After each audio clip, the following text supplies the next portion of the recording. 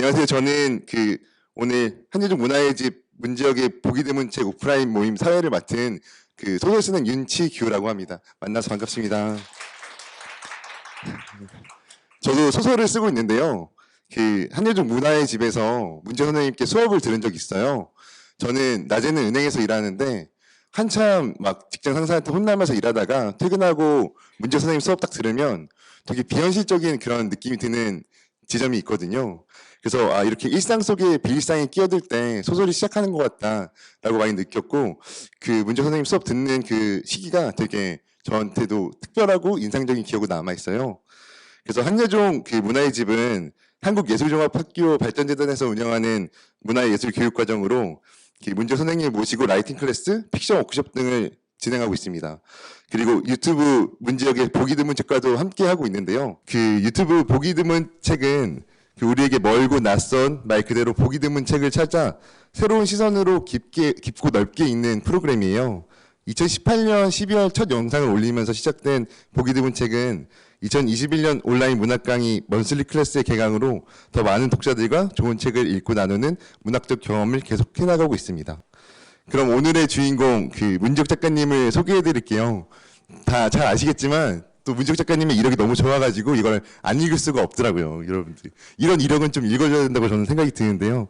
서울대학교 영어영문학과와 한국예술종합학교 서사창작과 전문사를 졸업하고 뉴욕대학교에서 인문사회학으로 석사학위를 받으셨어요. 그리고 2010년 네이버 오늘의 문학의 단편소설 체이서를 발표하면서 작품 활동을 시작하셨고 장편소설 초급 한국어, 중급 한국어, 비블리온, 피해 도시, 체이서, 그리고 소설집 우리가 다리를 건널 때, 사자와의 이틀밤 등을 쓰셨습니다. 현재는 한국예술종합학교와 동국대학교에서 글쓰기와 소설 창작을 가르치고 계십니다. 여러분, 문지역 작가님 우리 뜨거운 박수로 한번 모셔보겠습니다. 박수 부탁드려요. 여러분 안녕하세요. 반갑습니다. 문지역입니다.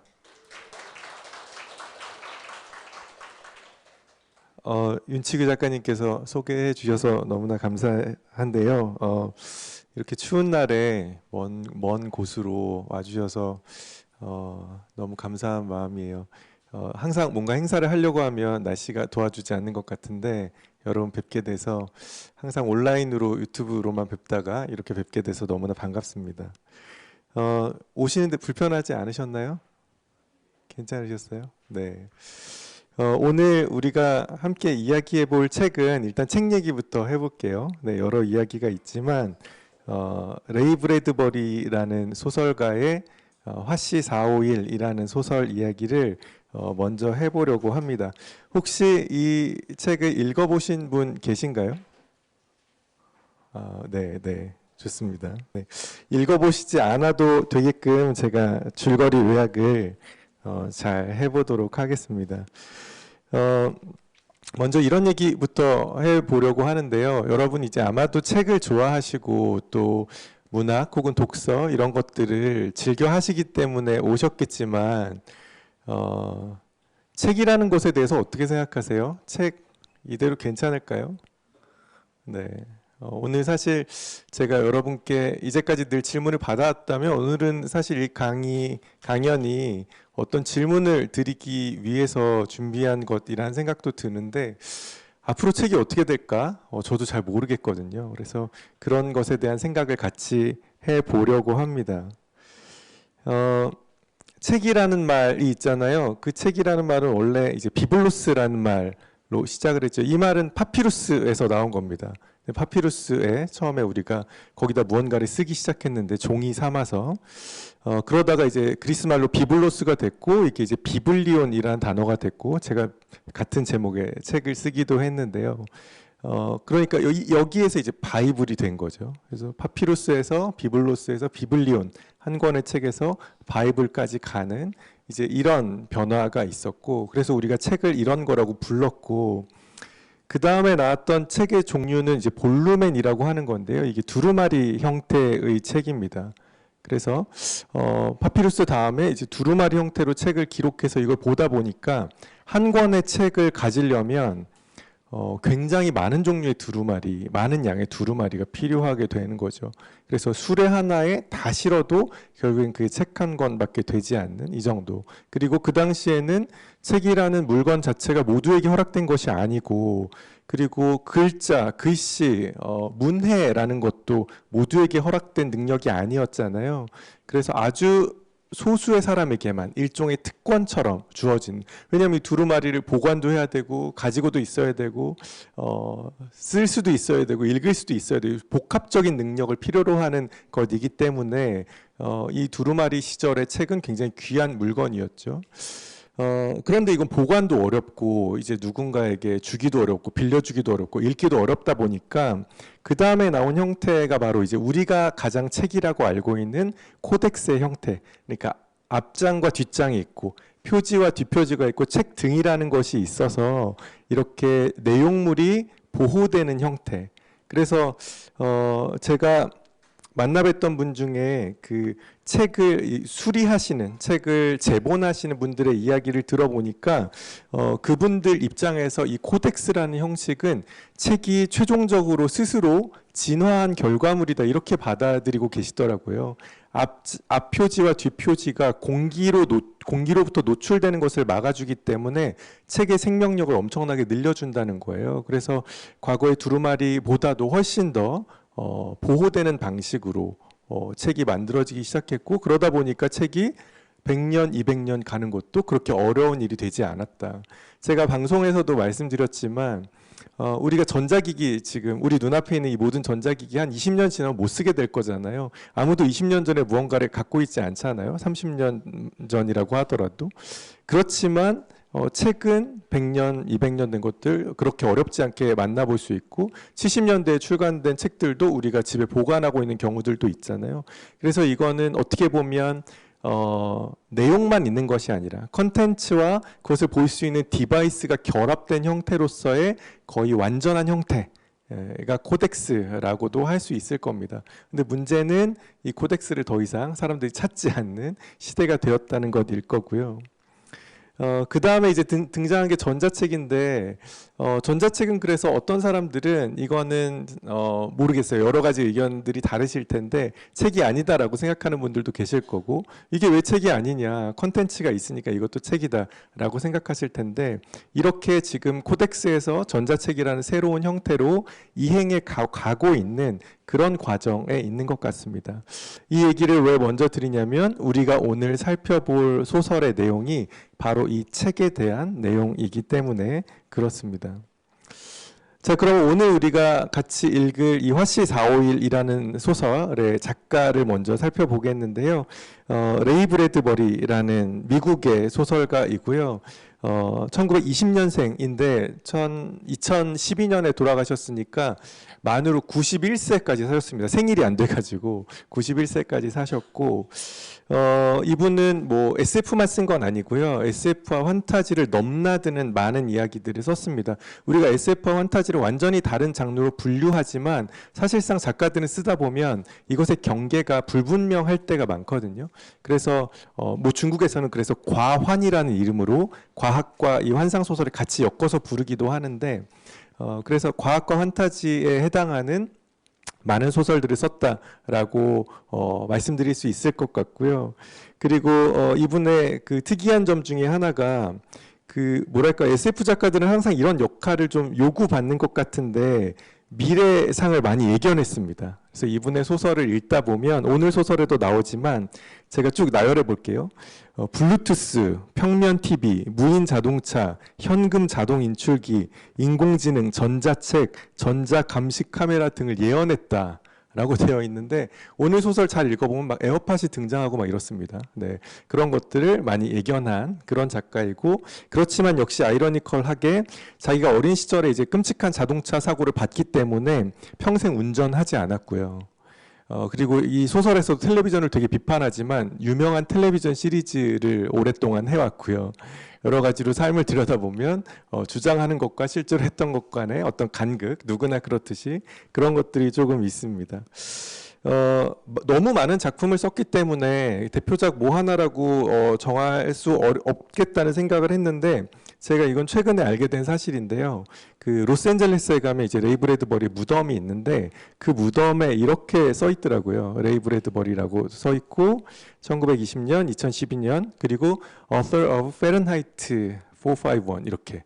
그러니까 화씨 451의 작가라고 자기가 묘비명을 살아있을 때 미리 적어 놓았다고 하더라고요. 그래서 제가 본 다른 사진에는 2012가 없고 1920만, 그러니까 자기가 살아있을 때 새겨놓은 그걸 봤는데, 그렇다면 레이 브래드버리 자신도 자신의 대표작으로 이 소설을 생각하는 것이 아닐까라고 짐작을 해볼 수 있게 되었습니다. 그래서 오늘 이 작가의 대표작이라고 할 수 있는 화씨 451에 대해서 살펴보도록 하겠습니다. 여기 보시면 제가 지금 여기 소개해드린 것은 60주년 기념 에디션인데요. 그러니까 이 오래된 소설이고요. 1953년에 나온 소설입니다. 근데 보시면 이 책 속에 성냥이 들어있잖아요. 이것도 되게 좋은 표지인 것 같고요. 제가 지금 다른 버전도 갖고 왔는데 이거는 남자로 보이는 어떤 사람이 있는데 이 사람이 종이로 되어 있어요. 종이로 되어 있고 불이 붙어 있습니다. 그래서 이 종이와 불, 그리고 책을 지금 밟고 서 있는데요. 종이와 불 이런 것들에 연관된 그런 소설이라는 생각이 들고, 한국 표지를 보시면 한국 표지는 사실 어떤 시리즈물의 정체성에 더 충실한 것 같은 그런 표지라서 불타는 사진 옆에 되게 좀 묘한 모습으로 레이 브래드버리가 웃고 있는데요. 그래서 약간 이상하게 느껴지는데 이런 표지를 가지고 있습니다. 아마 제목이 궁금하신 분이 가장 많으실 거예요. 왜 화씨 451일까? 혹시 아는 분 계신가요? 왜? 네. 아, 맞습니다. 네. 종이의 자연 발화점. 화씨 451도 네. 몇 도인지도 혹시 알고 계시나요? 섭씨로. 네. 그렇죠. 되게 어렵죠. 이 섭씨, 화씨 이게 되게 구분하기 어려운데 왜 섭씨고 화씨인지는 알고 계시죠? 다들 알고 계세요? 네네, 맞습니다. 그러니까 이거 되게 저도 알고 너무 허무했는데요. 왜 화씨냐면 페른하이트이기 때문입니다. 네. 그러니까 독일어로 뭐랄까요? 파른하이트 정도 될까요? 독일 물리학자인데 이 사람이 주장을 했어요. 근데 이 사람이 파로 시작하잖아요. 그래서 화씨예요. 네. 제가 개발했으면 문씨로 여러분 부르셨어야 됐을 겁니다. 네. 제가 이건 다른 얘기지만 테니스를 좋아해서 테니스 레슨을 자주 받았다 안 받았다 하는데요. 몇 년 전에 테니스 레슨을 받는데 그 코치님이 되게 할아버지 코치님이셨어요. 근데 그분이 자꾸 저한테 화를 그렇게 치면 안 된다는 거예요. 화를 그렇게 치면 안 된대요. 그래서 화가 뭘까? 항상 저 레슨 받을 때마다 그게 너무 궁금한 거예요. 화가 뭘까? 그러니까 포핸드를 계속 화라고 하시는 거예요. 그리고 그분은 알고 보니까 정구 선수 출신이었어요. 그래서 약간 속았다는 느낌이 들었는데, 아무튼 그러면 섭씨도 뭔지 아시겠죠? 섭씨가 뭐죠, 영어로? 셀시어스잖아요. 이것도 사람 이름이고, 그 사람 스웨덴의 천문학자입니다. 스웨덴의 천문학자고, 그러다 보니까 이 사람이 중국어로 이렇게 음차를 하다 보니까 섭씨가 된 거죠. 네, 섭성을 가진 사람, 화성을 가진 사람. 그래서 섭씨, 화씨. 오늘 수업에서 이런 거 알게 되실 줄 모르셨죠. 네. 그래서 중요하지 않지만 길게 얘기해 봤고요. 그래서 이게 섭씨로는 232.78도라고 합니다. 종이가 생각보다 되게 늦게 타죠. 금방 탈 것 같은데 그리고 이건 뭐 당연히 종이마다 달라서 이걸 비판하는 사람들은 모든 종이가 화씨 451도에 타는 거 아니다라고 주장하는데 당연한 말이고요. 종이의 재질에 따라서 두께나 이런 환경에 따라서 달라질 수 있습니다. 그래서 레이 브래드버리는 이 소설을 1947년에서 1953년까지 썼다고 하고요. 실제로 출간은 53년에 됐습니다. 그러니까 이 소설을 읽을 때 제가 간혹 이상한 기분이 드는 것은 우리나라에서 사실 전쟁으로 인해서 모든 것이 파괴되고 있을 때 어느 다른 시공간에서는 이런 상상을 하고 이런 소설을 쓰고 출간을 하고 있었다라는 것이 저에게는 조금 놀랍고 생경하게 느껴지기도 하는 것 같아요. 그래서 이 소설을 분류해 보자면 일단 디스토피아 SF입니다. 너무 저도 많이 이야기하고, 그러니까 제가 이번에 먼슬리 클래스를 정리하면서 되돌아보니까 왜 이렇게 디스토피아 소설들을 많이 했지? 나 이렇게 세상을 망하기를 바란 사람인가? 라는 생각을 하게 됐는데, 역시 디스토피아 SF고요. 요 계열의 작품들이 있잖아요. 올라가면 예브게니 자마친의 우리들, 그리고 조금 내려오면 올더스 헉슬리의 멋진 신세계 원클에서 했었고, 또 더 내려오면 조지 오웰의 1984, 더 내려오면 커트 보니것의 해리스 버거론, 이렇게 되는데, 요런 계열에 위치하고 있는 디스토피아 소설이고요. 말씀드렸듯이 디스토피아 소설은 세상이 망했으면 해서 쓰는 게 아니라 망하지 않기를 원하기 때문에 쓰는 소설이다라고 제가 작가 입장에서 변명을 할 수 있을 것 같습니다. 근데 이 디스토피아 SF가 특별한 이유는 책에 관한 것이라는 것이기 때문인데요. 책이 금지된 사회, 이런 설정도 이제 너무 많이 보셨죠. 근데 이것의 뭐랄까요, 원조, 원류격이라고 저는 생각하고, 그래서 이제 더 이상 책이 금지된 사회라는 것은 이 아이디어를 따왔다고 해서 표절이 되거나 하는 것 같지는 않아요. 이제 이거는 너무나 그냥 세상이 망한다, 좀비로 망한다, 공룡으로 망한다라는 것처럼 그냥 일반적인 상황이고, 이 책이 금지되어 있고 책이 더 이상 읽히지 않는 시대를 어떻게 그릴 것이냐에 따라서 뭐랄까요, 북디스토피아의 세계가 결정되는 것 같습니다. 한 가지 이제 더 나아가서 이야기해 본다면, 여기에서 지금 말하고 있는 책 디스토피아에는 분서와 검열이 있거든요. 분서와 검열이 있어서 이따 줄거리 때 말씀드리겠지만, 이 시대에 종이책을 소지하고 있다는 것은 굉장히 큰 죄고, 그래서 신고를 하면 누군가 달려갑니다. 그게 오늘 우리 이야기의 주인공인 가이 몬테그라는 방화수인 거죠. 방화수들이 가서 책을 불태우는 그런 사회이고요. 당연히 그러니까 종이책을 가진 것 자체가 금지되고 내용에서도 검열이 되는 그런 사회입니다. 근데 이거는 역사적으로 보면 굉장히 여러 번 있었던 일이잖아요. 진시황의 분서갱유 다들 기억하실 거고요. 그리고 2차 세계대전 때도 나치가 이제 분서를 했죠. 그러니까 나치는 심지어 책을 세우다가 나중에 사람도 태웠잖아요. 그러니까 이게 책을 태운다는 것이 어떻게 사람을 태우는 데까지 연결되느냐라는 그 위험한 연결고리를 우리가 비춰볼 수 있을 거고, 그리고 1950년대 지금 이 소설이 쓰여지던 시절에는 미국에서 메카시즘이라고 하는 또 광풍이 불어서 어떤 사상에 대한 검열들이 일어나고 있었고, 제가 군대에 있을 때만 해도 국방부가 지정한 불온도서라는 게 있었던 것 같거든요.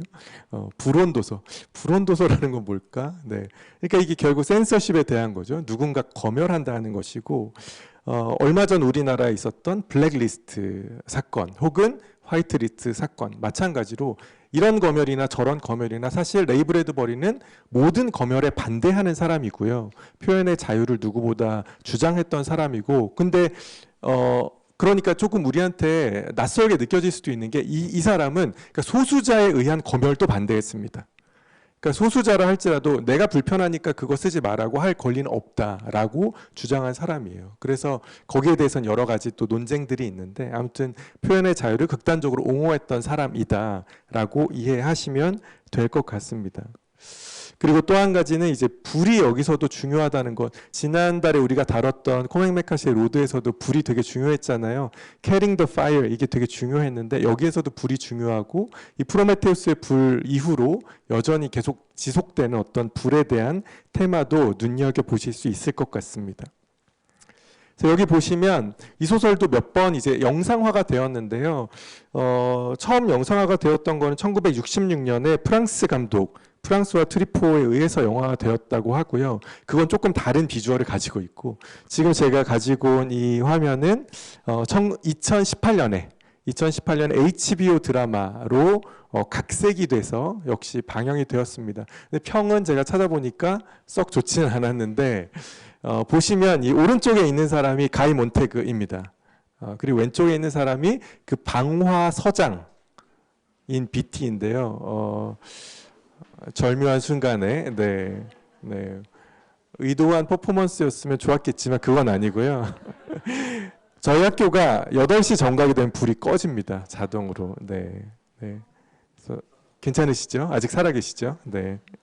그래서 여기 보시면은 화염 방사기 같은 걸 막 뿜고 있잖아요. 이게 지금 종이책이 있다고 신고된 집에 가서 불을 뿜는 장면이고 지금 가히 몬테그가 잘하고 있는지 지금 옆에 상관이 지켜보고 있는 장면입니다. 이 왼쪽 어깨에 보시면 몬테그 왼쪽 어깨에 보시면 451이라고 되어 있잖아요. 네, 이게 이제 이 어떤 부대의 이 소방서의 방화서의 어떤 상징 같은 것이고요.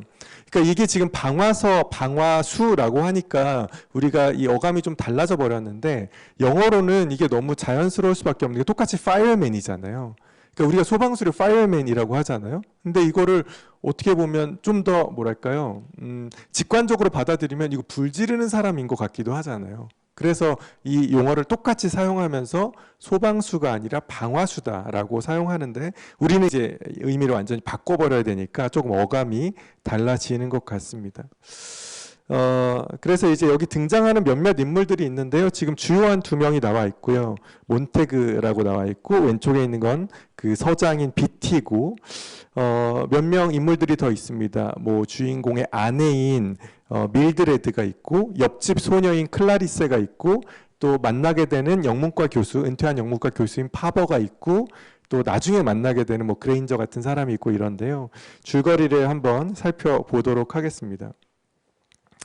이 소설을 처음 피시면 첫 문장이 이렇게 나와 있거든요. It was a pleasure to burn 이렇게 되어 있습니다. 불태우는 것은 언제나 즐겁다. 불태우는 일은 즐겁다. 이렇게 시작되는데 그러니까 지금 이 방화수로 살아가고 있는 가이 몬테그라는 사람은 자기 직업에 대해서 그렇게 큰 불만이 없는 사람이에요.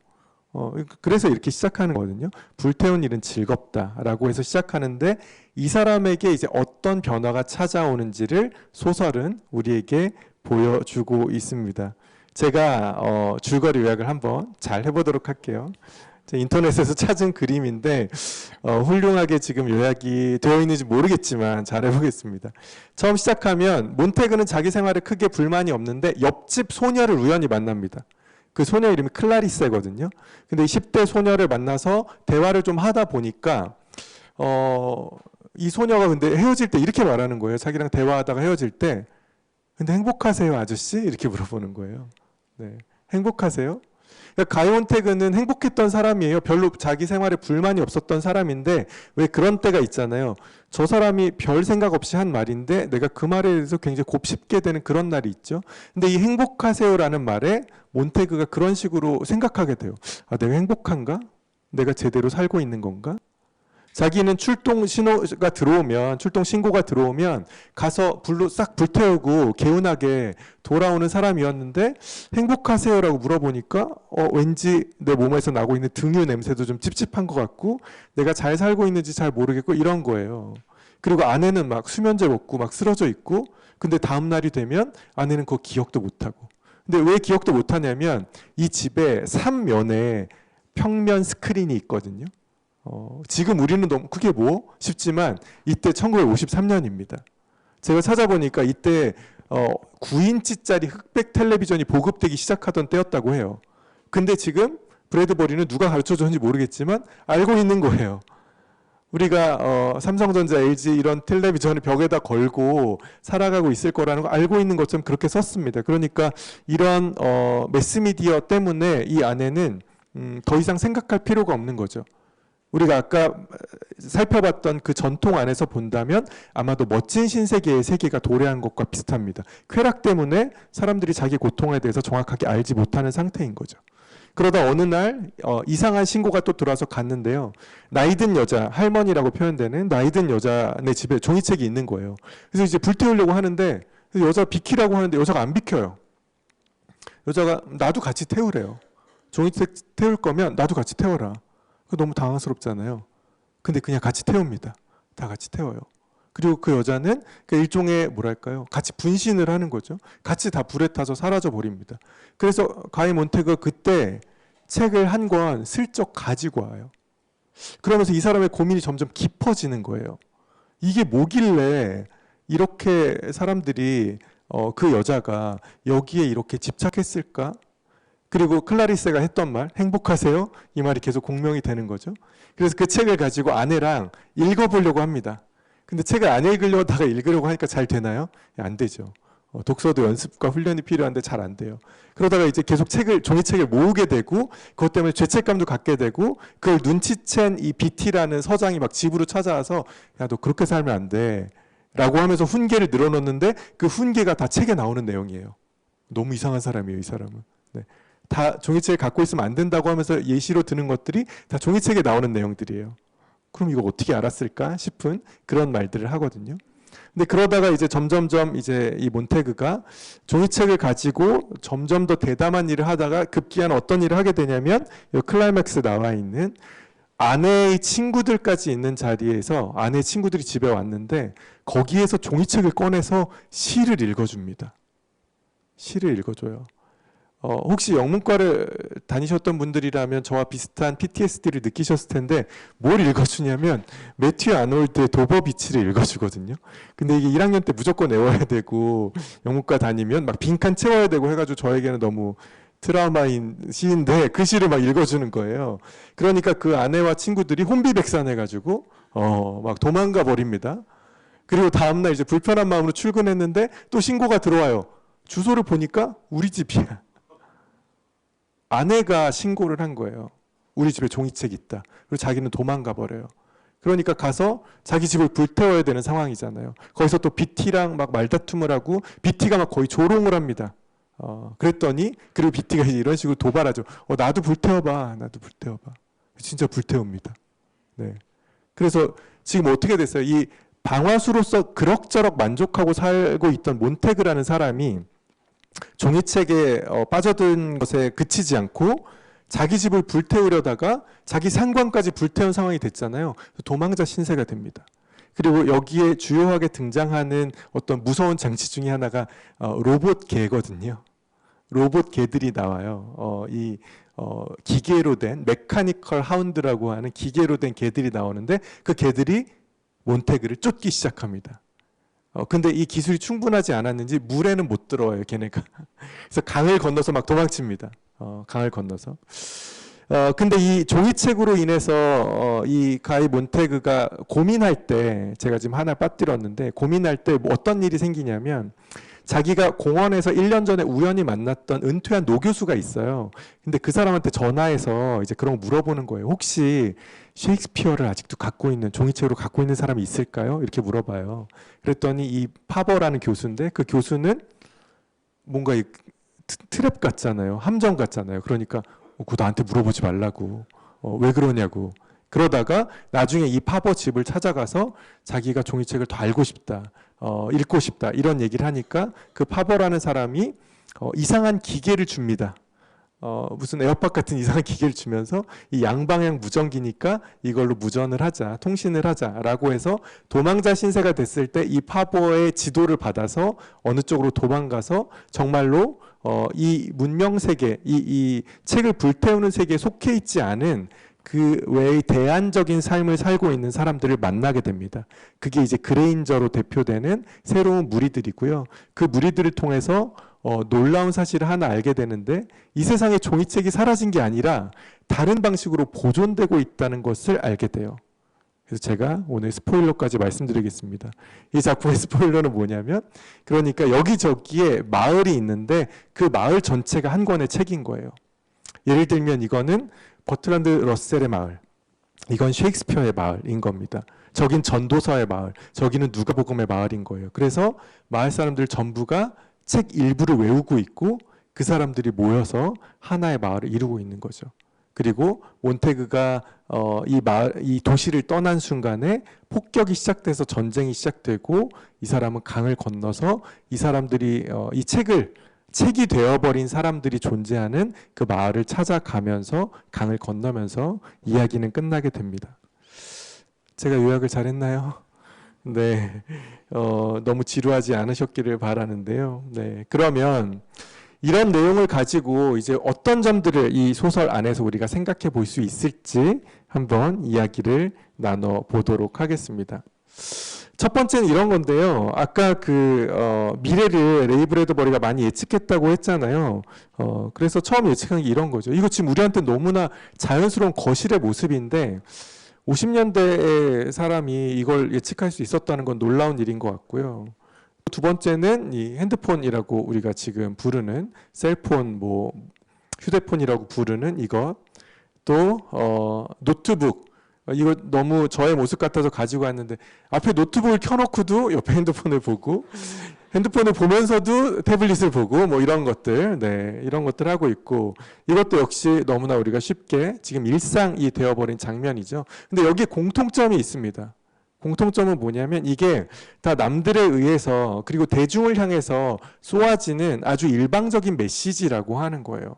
이 일방적인 메시지에 우리가 되게 길들여져 있죠. 심지어 이제는 긴 걸 못 봐요. 그래서 여러분 좋아하시는 쇼츠, 릴스 이런 것들, 우리를 초단기 도파민 분비 기계로 만들어버리는 그런 것들에 빠져서 계속해서 보게 되는 거죠. 네. 이것의 특징은 더 이상 우리로 하여금 뭐랄까요? 더 이상 생각할 필요가 없게 만들고 생각하지 못하게 하는 그런 특징을 가지고 있습니다. 이렇게 표현해 볼까요? 감각으로 폭격을 하는 거죠. 그러니까 지금 이 소설에서 폭탄 맞은 그 마을들이 나오지만 이 마을들만 폭탄을 맞는 게 아니에요. 우리 감각의 폭격을 매시간 받고 있습니다. 그래서 더 이상 우리 스스로는 아무것도 생각할 필요가 없는, 생각할 수 없는 그런 상태로 만드는 거죠. 근데 재미있는 것은 같은 테크놀로지라고 하더라도 무조건 이 사람이 나쁘게 본 건 아니고요. 왜냐면 레이 브래드버리는 TV쇼도 많이 썼다니까요. 영화 시나리오도 쓰고.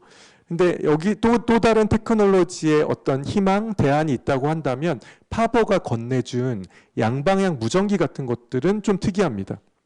그렇잖아요. 양방향 무전기도 분명히 테크놀로지거든요. 근데 그걸 가지고서는 서로 의사소통을 하고 그리고 어떻게 해야 이것을 이 위기를 벗어날 수 있을지를 논의하게 되죠. 그래서 우리가 테크놀로지를 더 이상 테크놀로지 없이 살 수는 없잖아요. 우리가 갑자기 산에 들어가서 나는 자연인이다 할 수는 없잖아요. 네, 그렇게 할 수는 없고 테크놀로지 속에서 살 수밖에 없는데 그렇다면 이것을 어떤 방식으로 소비해야 하는가에 대해서 저는 작가가 어떤 대안을 이미 이 플롯 안에 숨겨 놓았다는 생각을 하게 됩니다. 약간 느끼한 대사긴 한데 파버가 이 무전기가 잘 되는지를 시험해 보면서 이런 말 하거든요. 내가 책을 계속 읽어줄까? 막 이러거든요. 네. 되게 약간 플러팅 멘트처럼 느껴지는데 아무튼 이 할아버지가 근데 책을 읽어줄까 하고 뭐 읽어주는지 아세요? 욥기를 읽어줍니다. 이 사람 되게 이상한 사람이에요. 아무튼 욥기를 읽어주는데 이게 어떻게 보면 지금 우리가 오디오북을 듣거나 조금 더 나아가면 여러분이 먼크를 소비하는 방식 많은 분들이 자기 전에 이걸 자기 위해서 듣는다는 것을 저는 알고 있거든요. 네. 그런 방식으로 이 테크놀로지가 매스미디어와 다른 어떤 것을 할 수 있지 않을까라는 것이고요. 두 번째는 검열 문화입니다. 센서십이라고 우리가 보통 말하고 검열이라고 하면 뭐 공산주의나 사회주의 국가에서 하는 그런 검열일 수도 있지만 또 나치가 했던 그런 끔찍한 검열일 수도 있지만 조금 더 확장해서 생각하면 저는 우리가 요즘 유행하는 어떤 캔슬 컬처도 일종의 검열에 속한다는 생각이 들거든요. 우리는 끊임없이 무언가를 검열하고 내 마음에 들지 않는 소리를 하는 사람의 입을 닫고 싶어 하죠. 이게 가장 문제입니다. 내 마음에 들지 않는 이야기를 하는 사람의 입을 닫는 것. 저는 그래서 이제 수업에서도 이런 얘기를 많이 하는데 요즘 유행하는 말 중에 하나가 악인에게 서사를 부여하지 말라는 거잖아요. 근데 저는 이 말이 반은 맞지만 또 반은 되게 위험하다고 생각하는 게 그렇다면 누가 악인이 되는 순간 우리는 그 사람 이야기를 들어볼 필요가 없어요. 그러니까 어떤 종류의 캔슬이 시작되는 거거든요. 어떤 종류의 검열이 시작되는 겁니다. 이 사람은 이런 과거를 갖고 있기 때문에 이 사람에게는 아무것도 가치 있는 것이 없어. 근데 저는 이게 우리나라의 어떤 이상한 두 번째 기회를 주지 않는 문화와 맞물려서 되게 경직된 문화와 맞물려서 누군가를 아웃시켜버리는 방식으로 계속 이제 탈락자를 만들어내는 건데 저는 그게 과연 올바른 방향인가라는 것에 대한 의구심이 있어요. 그러니까 내 마음에 안 드는 말을 할 수 있는 자유를 주는 것이 민주주의인데 그래서 어떤 면에서 민주적이지 못한 방식으로 가는 것이라는 생각도 들고요. 그러니까 이 검열은 제가 말하고 싶은 것은 이 검열은 우리가 어떤 특정한 사회, 특정한 시대를 살 때만 있는 것이 아니라 사실 우리 옆에 늘 있다. 우리 옆에 늘 있고 그런 검열이 때로는 선의라는 것으로 포장돼서 우리에게 있기도 하고 어떤 주의의 이름으로 우리에게 다가오기도 하는데 우리가 개별적인 존재로서 사고하지 않으면 남들이 나쁘다는 건 그냥 나쁘다고 생각하게 되고 남들이 좋다는 건 좋다고 생각하게 된다. 이게 진짜 문제라는 거죠. 우리를 주체적으로 사고하지 못하게 하는 것, 이 검열 문화의 가장 안 좋은 부작용인 것 같습니다. 세 번째는 행복하냐는 이 클라리스의 질문인데요. 행복하냐? 우리가 다들 행복하고 싶어 하죠. 우리에게 행복 추구권이라는 것이 있고 누구나 행복하고 싶지 않은 사람은 없지만 근데 행복이 뭐냐고 말하면 아마 다 다르게 말할 거예요. 근데 지금 우리 시대에 많은 경우 행복이라는 건 쾌락과 연결되어 있는 것 같거든요. 근데 이 브래드버리가 이 작품에서 말하고 싶은 행복은 사실 그건 아닙니다. 사실 그건 아니고 오히려 이렇게 말하는 것에 가까워요. 어렵고 불편한 생각과 경험을 하는 것만이 진짜 행복으로 가는 길이다 라고 말하는 것처럼 들립니다. 텔레비전 보는 게 훨씬 쉽죠. 책을 보는 건 어렵습니다. 근데 어디에 더 진짜 행복이 있냐고 한다면 남이 들려주는 이야기가 아니라 내가 읽어나가는 이야기일 확률이 높다는 거죠. 역시 아까 했던 말과 마찬가지로 불편하고 새롭고 어색한 것을 경험해야만 사람들은 세상과 서로에게 진정으로 의미 있는 것을 줄 수 있다고 지금 작가는 말하고 싶은 것 같아요. 그러니까 불편해야 된다는 거죠. 근데 우리는 불편하고 싶지 않거든요. 그 불편하지 않은 것을 행복이라고 생각하기 때문에 여기에서부터 우리의 행복이 지금 이 사람이 말하는 행복과는 조금 달라지는 것 같습니다. 그러니까 저는 이런 생각을 하는데요. 빙하만 줄어들고 있는 게 아닌 것 같아요. 우리가 지구온난화, 기후 위기 때문에 빙하와 북극곰을 걱정하지만 사실 저는 저희의 언어가 침식되는 게 더 큰 문제라는 생각이 들거든요. 네, 저희의 언어. 제가 초등학생 비하는 아닌데요. 어느 초등학생들이 하는 이야기들을 듣다 보면 어떤 학생이 놀랍게도 친구 한 10마디 말을 하는 동안 모든 말을 대박, 대박, 대박. 처음부터 끝까지 대박, 대박, 대박만 했는데 이상하게 대화가 흘러가는 거예요. 그래서 제가 키즈 카페에서 그걸 들으면서 대단하다 이거. 대박이다 이거 진짜. 근데 훨씬 더 많은 언어들이 있잖아요. 그렇잖아요. 근데 우리의 언어들이 점점 침식되고 줄어들고 쪼그라드는 거죠. 그리고 그렇게 되면 어떤 문제가 생기냐면 헤드렛만 읽고 이모티콘만 쓰고 생각과 의견을 외주주는 사람들은 통제하기가 쉬워집니다. 그런 사람들은 쉬워져요. 통제하기 쉬워지고 단순해지거든요. 근데 그렇게 되지 않아야 하지 않을까라는 질문을 저는 브래드버리가 하고 있다는 생각이 들어요. 마르틴 부버 식으로 말하면 세상에 세 가지가 있다고 하잖아요. 내가 있고 너가 있고 그것이 있는데 자꾸 내가 너랑 만나야 오늘 우리처럼요. 내가 너라고 해서 죄송합니다. 제가 여러분과 만나야 사람과 사람으로 만나야 그게 경험이 되는 건데 우리 사회는 계속해서 내가 그것과 만나는 것만 하게 한다는 거예요. 한번 생각해 보세요. 내가 커피를 주문해서 받을 때 그 사람과 보지만 만나는 건 아니잖아요. 그러면 그건 뭐가 되냐면 사실 나는 그 사람을 커피 머신으로 이용하는 거거든요. 그래서 경험의 반대말은 이용입니다. 이 세상은 지금 우리가 사는 세계는 경험을 줄이고 이용을 넓히는 방향으로 가고 있어요. 우리 모든 걸 이용하잖아요. 택시를 이용하고 카페를 이용하고 뭐 유튜브를 이용하고 심지어는 제가 대학에서 제일 많이 느끼는 건 수업을 이용해요. 교수를 이용하고 강사를 이용합니다. 어떻게 보면 저도 학생을 이용하는지 모르겠죠. 그거 너무 슬픈 일이잖아요. 그러니까 나랑 너가 만나야 되는데 그게 안 되고 자꾸 나와 그것의 관계가 형성되는 거죠. 근데 이런 것들이 결국에는 우리의 행복으로 진정한 행복으로 가는 우리의 길을 막고 있는 것이 아닐까라는 생각을 하게 됩니다.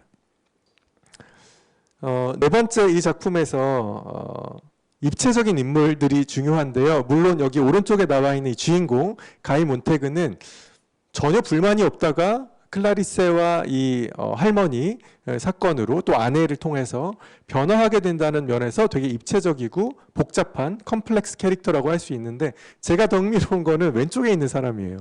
비티라는 이 방화 서장. 이 되게 이상한 사람이거든요. 아까 말씀드렸듯이 모든 지식인의 적이잖아요. 책을 불태우는 책임자니까. 근데 누구보다도 책을 많이 읽었어요. 도저히 책을 안 읽고는 할 수 없는 말들을 막 한단 말이죠. 그러니까 이게 뭘까?